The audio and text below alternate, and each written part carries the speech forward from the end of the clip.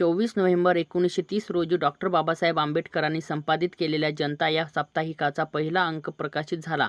हे साप्ताहिक प्रामुख्याने बहुजन, दलित आणि शोषित समाजाच्या प्रश्नांना आवाज देण्यासाठी सुरू करण्यात आले होते.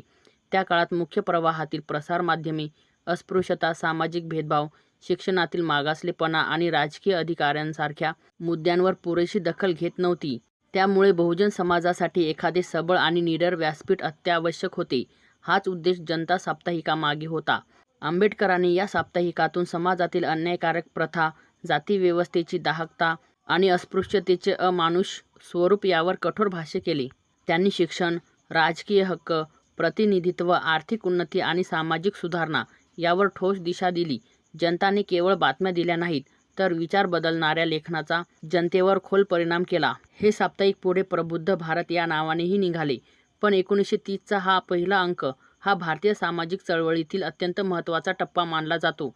जनताने बहुजन समाजाला केवळ आवाज दिला नाही, तर संघर्षाची दिशा आणि आत्मविश्वासही दिला. त्यामुळे हा दिवस भारतीय पत्रकारितेच्या आणि सामाजिक परिवर्तनाच्या इतिहासात विशेष स्थान ठेवतो.